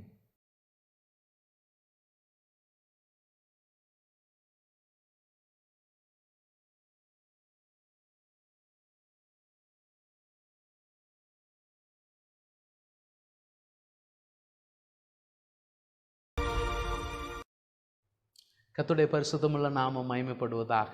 இந்த வீடியோவின் மூலமாய் உங்களை சந்திப்பதில் மிகுந்த மகிழ்ச்சி அடைகிறேன். இயேசு கிறிஸ்து சபைகளுக்கு யோவான் மூலமாக எழுத சொன்ன செய்திகளை நாம் பார்த்து வருகிறோம். இன்றைக்கு நாம் வெளிப்படுத்தின விசேஷம் 3ஆம் அதிகாரத்தில் சர்தை என்கிற பட்டணத்தில் இருந்த சபைக்கு யோவான் எழுதும்படியாக கட்டளை பெற்றதை குறித்து நாம் பார்க்க போகிறோம். வெளிப்படுத்தின விசேஷம் 3ஆம் அதிகாரம் 1வது வசனத்திலிருந்து அதனுடைய 6வது வசனம் வரைக்கும் உள்ள பகுதியில் சர்தை சபையின் தூதனுக்கு என்ன எழுத வேண்டும் என்பதை குறித்து ஆண்டவர் பேசி இருக்கிறதை நாம் பார்க்க முடிகிறது. இந்த சர்தை என்கிறதான பட்டணம் தியத்திரா என்கிறதான அந்த பட்டணத்திற்கு தென் திசையில் கிட்டத்தட்ட ஒரு 30 மைல் தூர அளவில் காணப்பட்டதாக சொல்லுகிறார்கள். இந்த பட்டணம் மலைகளால் சூழப்பட்டிருக்கிற உயரமான பட்டணம். இந்த பட்டணத்தை டெவலப் செய்ய, விரிவு செய்கிறதற்கு இட வசதிகள் இல்லை, வாய்ப்பில்லாத ஒரு நிலையில் இருக்கக்கூடிய ஒரு பட்டணம். இங்கே அப்போஸ்தலனாகிய பவுல் மூலமாக சுவிசேஷம் சென்றிருக்க வேண்டும். நீங்கள் அப்போஸ்தலர் 19:10 பார்ப்பீர்கள். ஆனால் ஆசியாவில் இருந்த அநேகர் கர்த்தருடைய வார்த்தை அறிந்து கொண்டதாக வேதத்தில் சொல்லப்பட்டிருக்கிறது. இந்த சபைக்கு ஆண்டவர் நம்ம ஏற்கனவே சொன்ன அந்த அவுட்லைன் கொஞ்சம் மாறி இருக்கிறதை நாம் பார்க்க முடியும். முதலாவதாக ஆண்டவர் பாராட்டுவதற்கு பதிலாக முதலாவதாக நேரடியாகவே அந்த சபையினுடைய நிலைமையை குறித்து பேசுகிறார். என்ன சொல்லுகிறார்? அந்த முதல் வசனத்தின் பின்பகுதியில், உன் கிரியைகளை அறிந்திருக்கிறேன், நீ உயிர் உள்ளவன் என்று பெயர் கொண்டிருந்தும் செத்தவனாக இருக்கிறார்.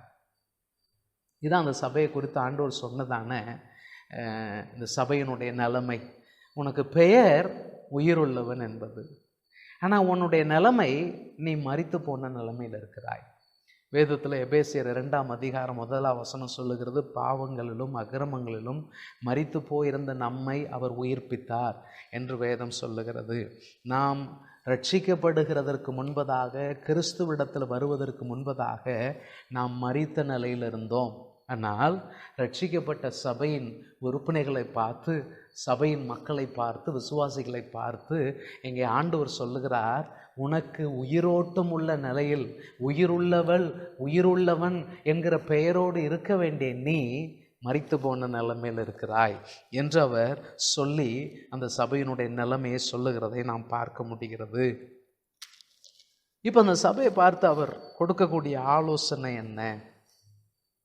சபையை பார்த்து சொல்லுகிறார் 2வது வசனத்தில், நீ விழித்து கொண்டு சாகிறதற்கு ஏதுவாய் இருக்கிறவைகளை ஸ்திரப்படுத்து. அர்த்தம் என்ன? என்ன சொல்ல வர்றாருன்னா, ஏற்கனவே செத்துக்கிட்டு இருக்கு பாரு, மங்கி எரிந்து கொண்டு இருக்கு பாரு, அப்படியே அணைந்து போகக்கூடிய சூழ்நிலை இருக்கிறது பார், அதற்கு திரும்பவும் உயிர் கொடு. நீ விழித்துக்கோ, நீ தூங்கி கொண்டிருக்கிறாய், நீ மரித்து போன நிலைமையில் இருக்கிறாய், நீ விழித்து கொண்டு அழிந்து போகக்கூடிய நிலைமையில, விழுந்து போகக்கூடிய நிலைமையில, சாகக்கூடிய நிலையில இருக்கக்கூடிய காரியங்களை புதுப்பித்து விடு என்று அவர் சொல்லுகிறார். சொல்லிட்டு இதற்கு காரணம் என்ன சொல்லுகிறார் அப்படின்னு பார்த்தீங்கன்னா, உன் கிரியைகள் தேவனுக்கு முன்பாக நிறை உள்ளவைகளாய் நான் காணவில்லை. மிகவும் கடினமான வார்த்தை, மிகவும் பாரமுள்ள வார்த்தை. சிம்பிளாக சொல்லுவோன்னு சொன்னால், நான் எதிர்பார்த்த என்னுடைய எதிர்பார்ப்புகளை நிறைவேற்றுகிற நிலையில் நீ இல்லை. உங்களுக்கு தெரியும், பழைய ஏற்பாட்டில் தானியேல் தீர்க்க தரிசனத்தில் அந்த பெல்சாத்சார் என்கிறதான அந்த மன்னனுக்கு அந்த சுவரிலே எழுதப்பட்ட அந்த வார்த்தையில் ஒன்று, நீ தராசிலே நெருக்கப்பட்டு குறைவுள்ளவன் என்று காணப்படுகிறாய். இந்த சபையும் பார்த்து ஆண்டவர் சொல்றார், நான் எதிர்பார்க்கிற நிறைவு உன்னிடத்தில் இல்லை. நீ தேவனுக்கு முன்பாக செய்கிற கிரியைகள் நிறைவுள்ளவைகளாக என்னால் காண முடியவில்லை என்பதைத்தான் அவர் இந்த சபையினுடைய உண்மையான நிலைமையாக, இந்த சபையினுடைய உண்மையான பிரச்சனையாக கர்த்தர் சொல்லுகிறதை நாம் பார்க்க முடிகிறது. சொல்லிக்கிட்டு இருக்கிறதே நேரத்தில் இப்போ ஒரு சிறு கூட்டத்தை வாழ்த்துகிறார், சிறு கூட்டத்தை பாராட்டுகிறார். அந்த கூட்டத்தை குறித்து என்ன சொல்லியிருக்கு? நீங்கள் 4வது வசனத்தில், ஆனாலும் தங்கள் வஸ்திரங்களை அசுசிப்படுத்தாத சில பேர் சர்தையிலும் எனக்கு உண்டு. சில பேர் இருக்கிறாங்க, சில பேர் தான் இருக்கிறாங்க. எனக்கு சிலர் இருக்கிறாங்க, அவர்கள் தங்கள் வஸ்திரங்களை அசுசிப்படுத்தவில்லை. அவர்களை குறித்து ஆண்டவர் கொடுக்குற சாட்சியை பாருங்க. அவர்கள் பாத்திரவான்களாக இருக்கிறபடி. என்ன அருமையான சாட்சி! இன்னைக்கு உங்களையும் என்னையும் குறித்து ஆண்டவர் அப்படிப்பட்ட சாட்சி கொடுக்க வேண்டும். இந்த பிள்ளை பாத்திரவான், இந்த மகன் பாத்திரவான், இந்த விசுவாசி பாத்திரவான், இந்த ஊழியக்காரன் பாத்திரவான், இந்த சபை பாத்திரமுள்ள சபையாக இருக்கிறது என்கிற ஒரு அருமையான ஒரு நல்ல வார்த்தை. நாம் பாடல் பாடுகிறோம் பாருங்க, உமக்கு பிரியமானதை செய்ய எனக்கு கற்றுத்தாரும் தேவனே என்று சொல்லி இந்த சபை பாத்திரமான சபை என்கிற பெயர் எடுத்த இந்த சபையில் இருக்கிற ஒரு சிறு கூட்டம் அப்படி ஒரு பெயர் எடுத்திருக்கிறது. அப்போஸ்தலனாகிய பவுல் மற்றவர்களுக்கு போதிக்கிற நான் தானே ஆகாதவனாய் போகாதபடிக்கு என்னை நானே அடக்கி ஒடுக்கி கீழ்ப்படுத்துகிறேன் என்று சொல்லுகிறார். நோக்கம், நான் பாத்திரவானாக எண்ணப்பட வேண்டும். உண்மையிலே நாம் சொல்லுவோமே, ஆனால் நம்முடைய தகுதி தேவனிடத்திலிருந்து தான் வருகிறது. தேவன்தான் பாத்திரர், அவர்தான் நம்மை பாத்திரமான முறையில் நடத்த முடியும். அவரே நமக்கான செய்கையும் விருப்பத்தையும் ஏற்படுத்துகிறவர் என்றால் கூட பாத்திரமான நடக்கை, நீங்கள் அழைக்கப்பட்ட அழைப்பிற்கு ஏற்ற விதத்தில் நடந்து கொள்ளுங்கள், ஒளியின் பிள்ளைகளாய் நடந்து கொள்ளுங்கள் என்றெல்லாம் வேதத்தில் சொல்லப்பட்டிருக்கிறதை நாம் பார்க்க முடிகிறது. சொல்கிறார், இவர்கள் பாத்திரவான்களாய் இருக்கிறதுனால் அவர்கள் வெண் வஸ்திரம் தரித்து என்னோடே கூட நடப்பார்கள். பழைய ஏற்பாட்டில் நோவா கர்த்தரோடு நடந்தான், ஏனோக்கு கர்த்தரோடு நடந்தான் என்று கர்த்தரோடு நடந்த அநேகரை சொன்னார். வேதத்தில் சொல்லப்பட்டிருக்கிறது. அவர்களுடைய நடக்கை கர்த்தரோடு பாத்திரமுள்ள நடக்கையாக இருந்தது. தேவ பிள்ளைகளே, நம்முடைய நடக்கையும் அப்படி இருக்குமானால் அது நம் ஆண்டவரை மகிழ்ச்சி அடை செய்கிறது மாத்திரமல்லாமல் நம்முடைய வாழ்வு அவர் சமூகத்தில் ஆனந்தமுள்ள வாழ்வாக மாற்றி அமைக்கும் என்பதில் எந்தவித சந்தேகமும் இல்லை. இந்த சபைக்கு ஆண்டவர் கொடுக்கக்கூடிய வாக்கு தத்தம் என்ன? அங்கே 5வது வசனத்தில், ஜெயம் கொள்ளுகிறவன் எவனோ அவனுக்கு வெண் வஸ்திரம் தரிப்பிக்கப்படும். இடத்துல சொல்லப்படுகிற வெண் வஸ்திரம் என்பது நீங்கள் வெளிப்படுத்தின விசேஷம் 19ஆம் அதிகாரம் 7வது வசனத்திலிருந்து 9வது வசனம் வரைக்கும் உள்ள பகுதியில் அந்த மணவாட்டியை குறித்து, சபையை குறித்து சொல்லும் பொழுது அங்கே சொல்லப்பட்டிருக்கிறது 19:7, நாம் சந்தோஷப்பட்டு களி கூர்ந்து அவருக்கு துதி செலுத்த கடவோம். ஆட்டுக்குட்டியானுடைய கல்யாணம் வந்தது, அவருடைய மனைவி தன்னை ஆயத்தம் பண்ணினாள் என்று சொல்ல கேட்டேன். 8வது வசனம், சுத்தமும் பிரகாசமுமான மெல்லிய வஸ்திரம் தரித்து கொள்ளும்படி அவளுக்கு கொடுக்கப்பட்டது. அந்த மெல்லிய வஸ்திரம் பரிசுத்தவான்களுடைய நீதிகளே. தேவ பிள்ளைகளே, வெண்வஸ்திரம் சபைக்கு கொடுக்கப்பட்ட வெண்வஸ்திரம், பிரகாசமான வஸ்திரம் பரிசுத்தவான்களுடைய நீதி. இன்றைக்கு நாம பழைய ஏற்பாட்டில் ஒரு தீர்க்கதரிசி சொல்றார், எங்களுடைய நீதி எல்லாம் அழுக்கான கந்தைகள். அப்படிப்பட்ட நிலையில் இருந்த நமக்கு ரட்சிப்பின் வஸ்திரத்தை கொடுத்து, நீதியை நமக்கு கொடுத்து நம்மை நீதிமான் ஆக்கி இருக்கிறார். நாம் வெண்வஸ்திரம் தரித்தவர்களாய் அவரோடு நடக்க அழைக்கப்பட்டிருக்கிறோம். அப்படிப்பட்ட பாத்திரமுள்ள நடக்கை நமக்கு அவசியமாக இருக்கிறது. அப்போ ஜெயம் கொள்ளுகிறவன் எவனோ அவனுக்கு வெண்வஸ்திரம் தரிப்பிக்கப்படும். ஜீவ புஸ்தகத்தில் இருந்து அவனுடைய நாமத்தை நான் கிறுக்கி போடாமல் என் பிதா முன்பாகவும் அவருடைய தூதர் முன்பாகவும் அவன் நாமத்தை அறிக்கையிடுவேன் என்று 5வது வசனம் சொல்லுகிறது. வெண்வஸ்திரம் தரிப்பிப்பேன், அவன் நாமத்தை நான் அறிக்கையிடுவேன், அவன் நாமத்தை நான் கிறுக்கி போட மாட்டேன். மோசே தேவ சமூகத்தில் ஜெபிக்கிறார். ஜெபிக்கும் போது சொல்றார், ஆண்டவரே இந்த ஜனத்தை அழிக்காதிரும், இந்த ஜனத்தை அழிக்காதிரும். அப்படி செய்வேரே ஆனால் என் பேரை ஜீவ புஸ்தகத்திலிருந்து கிறுக்கி போடும். ஆண்டவர் சொன்னார், அப்படி இல்லைப்பா, அப்படி இல்லை. யார் பேரை கிறுக்கி போடணும் என்பது எனக்கு தெரியும். தேவ பிள்ளைகளே, நம்முடைய நடக்கை தகுதியுள்ள நடக்கையாய், தேவன் எதிர்பார்க்கிற பாத்திரமான நடக்கையாய் இருக்கும் பொழுது நம்முடைய பெயர் ஜீவ புஸ்தகத்தில் இருக்கும் என்பதைத்தான் இந்த சபைக்கு சொல்லப்பட்ட செய்தியில் கர்த்தர் சொல்லியிருக்கிறார். இந்த செய்தி உங்களை ஆசீர்வதிப்பதாக. இந்த செய்தியின் மூலமாக கர்த்தர் உங்களை இன்னும் ஆசீர்வதித்து, இன்னும் அவர் அண்டை நெருங்க ஜீவிக்க செய்து, பாத்திரமுள்ள நடக்கை உள்ளவர்களாய் வாழ உங்களுக்கு எனக்கும் கர்த்தர் உதவி செய்வாராக. ஆமென். God bless you.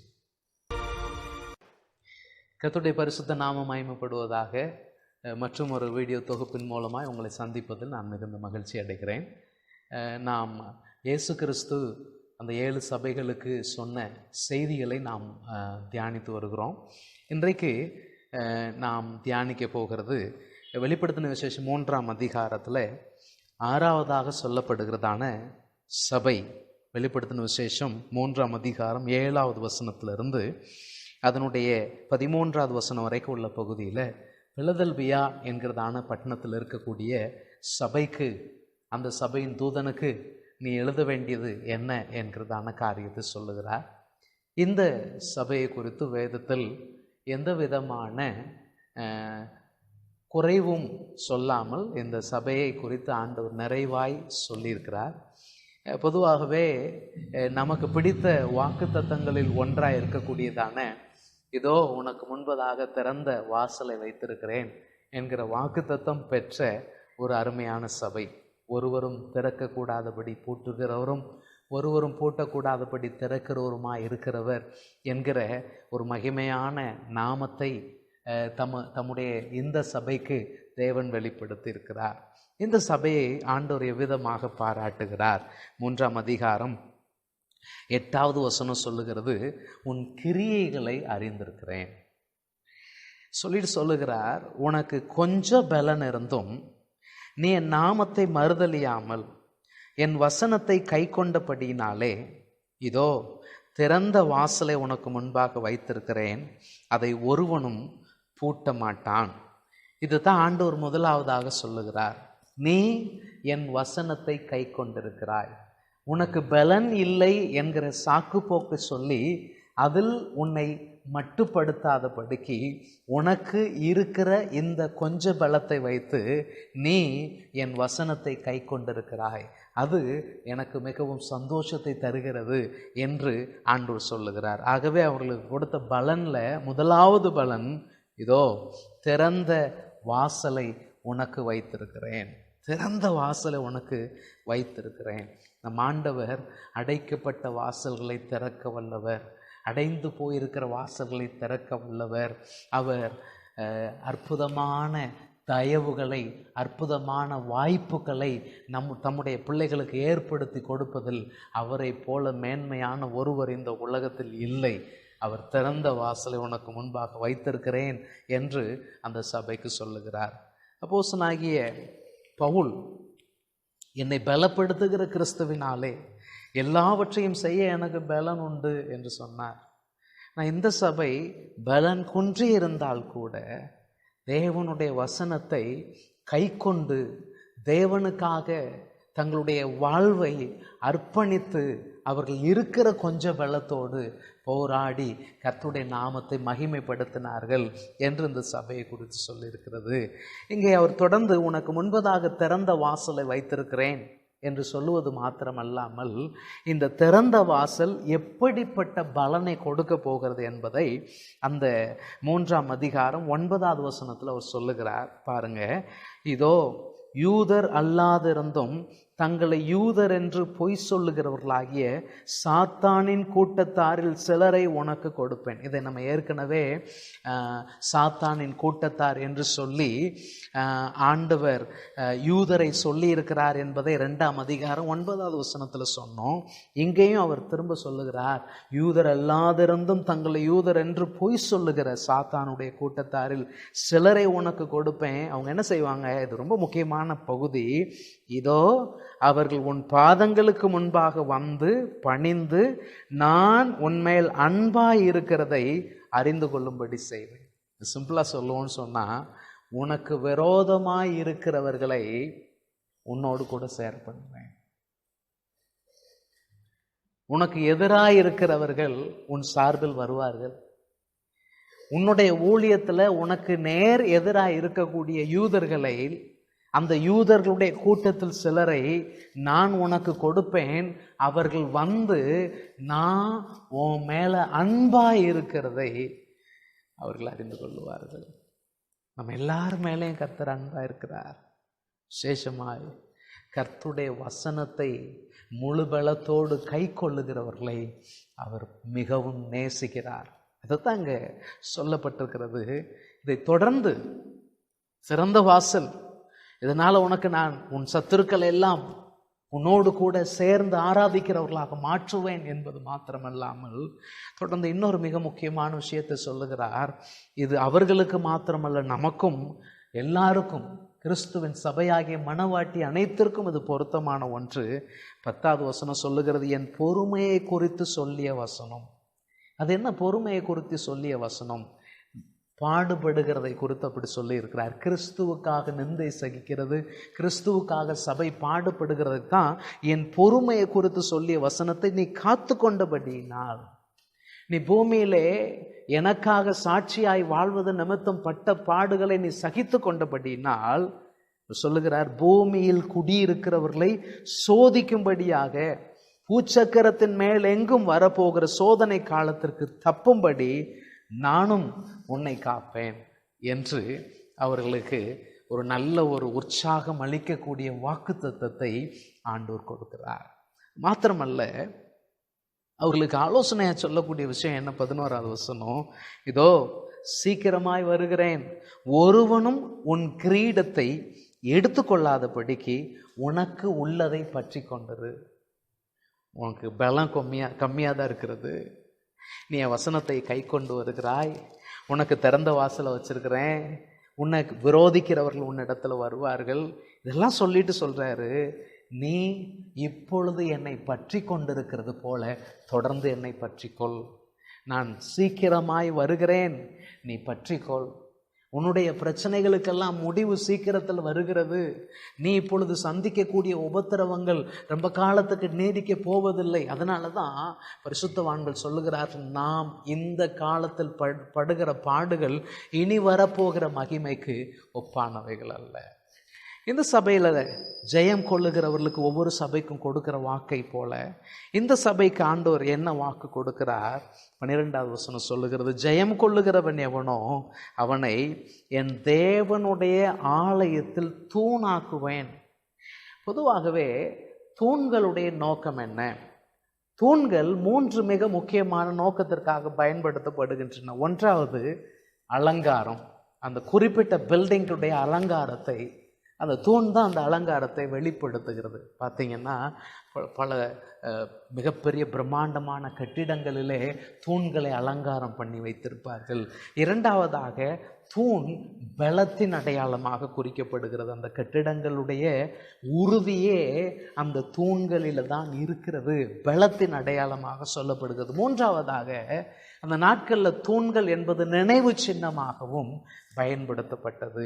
இங்கே ஆண்டவர் சொல்லுகிறார், உன்னை தேவனுடைய ஆலயத்தில் தூணாக்குவேன் என்று சொல்லும் பொழுது நம்மை என்றென்றைக்கும் அவருடைய சமூகத்தின் நினைவு சின்னங்களாக அவர் வைப்பார் என்பதைத்தான் இந்த பகுதி நமக்கு ஞாபகப்படுத்துகிறது. சபையை குறித்து வேதம் சொல்லுகிறது, சபை சத்தியத்திற்கு தூணும் ஆதாரமுமாய் இருக்க அழைக்கப்பட்ட ஒரு அமைப்பாக இருக்கிறது என்பதை நாம் வாசிக்கிறோம். உங்களுக்கு தெரியுமா, கர்த்தர் நித்தியமாய் அலங்காரம் உள்ள பிள்ளைகளாய், பலமுள்ள பிள்ளைகளாய், நினைவு சின்னங்களாய் நம்மை மாற்றுகிறதற்கு அவர் விரும்புகிறார். உனக்கு கொஞ்சம் பலம்தான் இருந்தது, ஆனால் பலத்தின் சின்னமாக, நினைவின் சின்னமாக, அலங்காரத்தின் சின்னமாக நீ ஜெயம் கொள்ளும் பொழுது நான் உன்னை மாற்றுவேன் என்று கர்த்தர் சொல்லுகிறதை நாம் பார்க்க முடியும். தொடர்ந்து அதில் சொல்லியிருக்கு, அந்த தூண் அதினின்று அவன் ஒரு காலம் நீங்குவதில்லை, என் தேவனுடைய நாமத்தையும் என் தேவனால் பரலோகத்திலிருந்து இறங்கி வருகிற புதிய எருசலேம் ஆகிய என் தேவனுடைய நகரத்தின் நாமத்தையும் என் புதிய நாமத்தையும் அவன் மேல் எழுதுவேன்.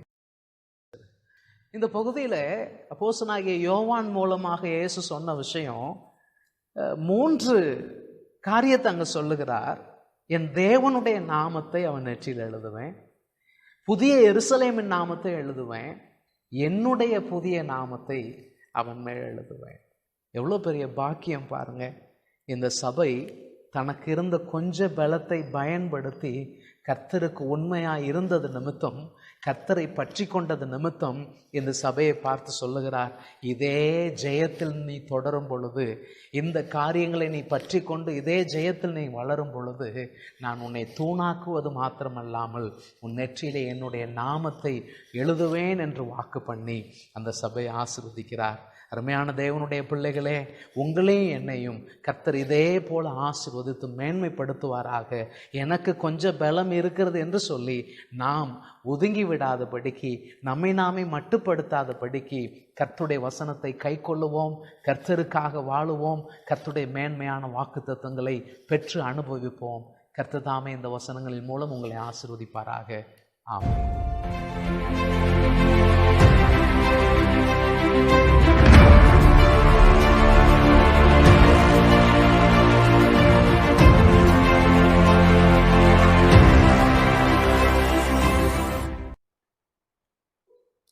கர்த்தருடைய நாமம் மகிமைப்படுவதாக.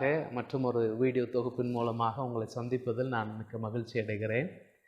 கடந்த சில வீடியோ தொகுப்புகள் வழியாக நாம் இயேசு கிறிஸ்து சபைகளுக்கு சொன்ன செய்தியை பார்த்து வருகிறோம்.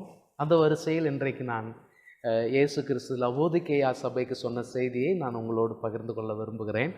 வெளிப்படுத்தின விசேஷம் 3ஆம் அதிகாரம் அதனுடைய 14வது வசனத்திலிருந்து அதனுடைய கடைசி பகுதி 22வது வசனம் வரைக்கும் உள்ள பகுதியில் இந்த சபைக்கான செய்தி சொல்லப்பட்டிருக்கிறது. இந்த லவோதிக்கேயா என்கிறதான பட்டணம் மிகவும் செழிப்பான பட்டணம். இந்த பட்டணம் கம்பளி உற்பத்திக்கு மிகவும் பெயர் போன பட்டணம். இந்த பட்டணத்திற்கு ஆண்டவர் சொன்ன செய்தியை நாம் சுருக்கமாக இன்றைக்கு பார்க்கலாம். இந்த பட்டணத்தை பார்த்து ஆண்டவர் 15வது வசனத்தில் சொல்லுகிறார், உன் கிரியைகளை அறிந்திருக்கிறேன், நீ குளிரும் அல்ல அனலும் அல்ல, நீ குளிராயாவது அனலாயாவது இருந்தால் நலமாயிருக்கும். இப்படி நீ குளிருமின்றி அனலுமின்றி வெதுவெதுப்பாய் இருக்கிறபடியினால் உன்னை என் வாயினென்று வாந்தி பண்ணி போடுவேன். நேரடியாக இந்த சபைக்கு அவர் ஒரு வாழ்த்துதலை அல்லது ஒரு வரவேற்பை அவர்களை குறித்ததான நல்ல பாராட்டை சொல்லுவதை விட நேரடியாகவே இந்த சபையினுடைய நிலையை சொல்லுகிறார். சபையினுடைய உண்மையான நிலை என்னவென்று கேட்டால், இந்த சபை அனலாகவும் இருக்கவில்லை, இந்த சபை குளிராகவும் இருக்கவில்லை. அதனால ஆண்டவர் சொல்லுகிறார், என்னுடைய இதை பார்க்கக்கூடிய இந்த சூழ்நிலையில நான் உன்னை என் வாயிலிருந்து வாந்தி பண்ணி போடுவதை விட வேறு வழி இல்லை என்று அவர் சொல்லுகிறதை பார்க்க முடிகிறது. இதை இன்னும் ஒரு ஸ்டெப் மேலே போய் 17வது வசனத்தில் அவர் சொல்லுகிறதை கவனியுங்கள். நீ நிர்பாக்கியம் உள்ளவனும் பரிதபிக்கப்பட்டவனும் தரித்திரனும் குருடனும் நிர்வாணியமாய் இருக்கிறதை அறியாமல், அந்த வார்த்தை ரொம்ப முக்கியமான வார்த்தை. நீ உன் நிலையை அறியவில்லை. You don't know what your present condition is. உன்னுடைய நிகழ்கால நிதரிசனமான உன்னுடைய சூழல் என்ன என்பதை நீ அறியாமல் இருக்கிறாய். நீ அதை அறியாமல் நான் ஐஸ்வர்யவன் என்றும் திரவிய சம்பன்னன் என்றும் எனக்கு ஒரு குறையும் இல்லை என்றும் சொல்லுகிறாய். உன்னுடைய நிலைக்கு அப்படியே மாறாக நீ பேசி கொண்டிருக்கிறாய். உன்னுடைய நிலை என்ன? நிர்பாக்கியம் உள்ளவள், பரிதபிக்கப்படத்தக்கவன், தரித்திரன், குருடன், நிர்வாணி. இதுதான் உன்னுடைய நிலைமை. ஆனால் நீ என்ன சொல்லுகிறாய்? எனக்கு ஐஸ்வர்யம் இருக்கிறது, எனக்கு நல்ல திரவிய செழிப்பு இருக்கிறது, எனக்கு குறைவே இல்லை என்று நீ சொல்லி கொண்டிருக்கிறாய். இந்த நிலைமையை நீங்கள் யோசித்து பார்த்தீங்களா? மிகவும் பரிதாபமான ஒரு சூழ்நிலை. நான் ஏற்கனவே சிமிர்னா சபைக்கு சொன்ன பொழுது அதை நான் உங்களுக்கு ஞாபகப்படுத்தினேன். சிமிர்னா சபை தரித்திரம் உள்ள சபையாக இருந்தாலும் ஆண்டவர் அந்த சபையை பார்த்து நீ ஐஸ்வர்யம் உள்ள சபை என்று சொன்னார். ஆனால் இந்த சபையின் மக்கள் தங்களை ஐஸ்வர்யவான்கள் என்று சொல்லுகிறார்கள். ஆனால் ஆண்டவரோ நீ தரித்திரன், நீ நிர்வாணி, நீ பரிதபிக்கப்படத்தக்கவன் என்கிற மோசமான நிலையில தான் இருந்து கொண்டிருக்கிறாய். ஆனால் நீ இல்லாத ஒரு நிலையை இருக்கிறது போல சொல்லி கொண்டிருக்கிறாய் என்று அவர் சொல்லுகிறதை நாம் பார்க்க முடியும். சரி, இந்த சபைக்கு அவர் என்ன ஆலோசனை சொல்லுகிறார்? சபைக்கு அவர் ஆலோசனை சொல்லும் பொழுது 18வது வசனத்திலே ஆலோசனை சொல்லுகிறார். நீ ஐஸ்வர்யவானாகும்படி நெருப்பிலே புடமிடப்பட்ட பொன்னை நான் உனக்கு தர விரும்புகிறேன். உன் நிர்வாணமாகிய அவலட்சணம் தோன்றாதபடிக்கு நீ உடுத்தி கொள்ளுகிறதற்கு வெண் வஸ்திரத்தை என்னிடத்துல நீ கேட்டு வாங்கிக்கோ. நீ பார்வை அடையும்படிக்கு உன் கண்களுக்கு கலிக்கம் போடவும் வேண்டும். இதுதான் என்னுடைய ஆலோசனை என்று சொல்லுகிறார். இடத்துல 3 விஷயத்தை சொல்லுகிறார். உனக்கு மெய்யான ஐஸ்வர்யம் வேண்டுமானால் நீ என்னிடத்தில் பொன்னை கேட்டு பெற்றுக்கொள். நீங்கள் வேதாந்தத்தில் வாசித்து பார்த்தீங்கன்னு சொன்னால் நம்முடைய விசுவாசம் பொன்னை பார்க்கலும் விலையேற பெற்றது என்று 1 பேதுரு 1ஆம் அதிகாரம் 7வது வசனம் சொல்லுகிறது. புடமிடப்பட்ட பொன். நம்முடைய விசுவாசம் அந்த பொன்னை பார்க்கலும் மேலானது. அப்போ ஆண்டவர் அடிப்படையாகவே நீ என்னிடத்திலிருந்து சரியான விசுவாசத்தை பெற்றுக்கொள்ள வேண்டும், என்னிடத்திலிருந்து நீ உண்மையான ஐஸ்வர்யம் எதுவோ அதை பெற்றுக்கொள்ள வேண்டும். நீ ஐஸ்வர்யம் என்று நினைக்கிற அந்த சூழ்நிலைக்கு மாறாக நான் எதை ஐஸ்வர்யம் என்று சொல்லுகிறேனோ அதை நீ பெற்றுக்கொள்ள வேண்டும் என்கிறார். 2வதாக நீ வெண் வஸ்திரம் என்னிடத்துல வாங்கிக்கோ. முதலாக ஆதாமும் ஏவாளும் அந்த தோட்டத்தில் வைத்து தான் தாங்கள் நிர்வாணி என்கிற காரியத்தை தேவ சமூகத்தில் சொன்னார்கள். அப்போ ஆண்டவர் கேட்டார், உன்னை நிர்வாணி என்று சொன்னது யார்? உனக்கு இந்த விஷயத்தை அறிவித்தது யார்? நான் உனக்கு விளக்கின கனியை புசித்தாயோ என்று கேட்டார். அநேக நேரத்தில் தேவன் நமக்கு விளக்கினதை நாம் உலகத்துக்காக அவமானம் என்று கருதுகிற பட்சத்தில், உலகத்தை பிரியப்படுத்துகிற சூழலுக்கு நாம் போவோமே ஆனால் தேவன் பார்வையில் நாம் நிர்வாணிகளாக தான் இருக்கிறோம். அப்போ உண்மையிலேயே முதல் விசை மனிதன் நிர்வாணியா இருக்கிறான், தன் மானம் காணப்படுகிறது என்கிறதான ஒரு நிலைக்கு அவன் வந்ததற்கு முதல் காரணம் மனித வாழ்வில் பாவம் உள்ளே வந்தது தான். இங்கே ஆண்டவர் சொல்லுகிறார், நான் உனக்கு வெண் வஸ்திரத்தை தருகிறேன். நான் ஏற்கனவே நாம் கடந்த சில சபைகளுக்கு சொல்லும் பொழுது இந்த வெண் வஸ்திரத்தை குறித்து பேசினோம். வெளிப்படுத்தின விசேஷம் 19ஆம் அதிகாரத்திலே அந்த சபையாகிய மணவாட்டிக்கு பிரகாசமான சுத்தமான வெண் வஸ்திரம் கொடுக்கப்பட்டது. அந்த வெண் வஸ்திரம் பரிசுத்தவான்களுடைய நீதிகளே என்று சொல்லப்பட்டிருக்கிறது. அப்போ ஆண்டவர் இங்கே சொல்ல விரும்புகிற காரியம், நீ என்னிடத்திலிருந்து விசுவாசத்தை மட்டுமல்ல, விசுவாசத்தினால் உண்டாகிற மெய்யான நீதியையும் நீ என்னிடத்திலிருந்து பெற்றுக்கொள்ள வேண்டும்.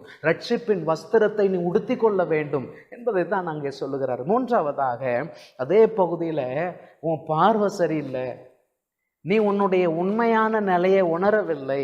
அப்போ உன் பார்வையை நீ மாற்ற வேண்டுமையானால் உன் கண்ணில் பிரச்சனை இருக்கிறது, உன் கண்ணுக்கு கலிக்கம் போட வேண்டும்.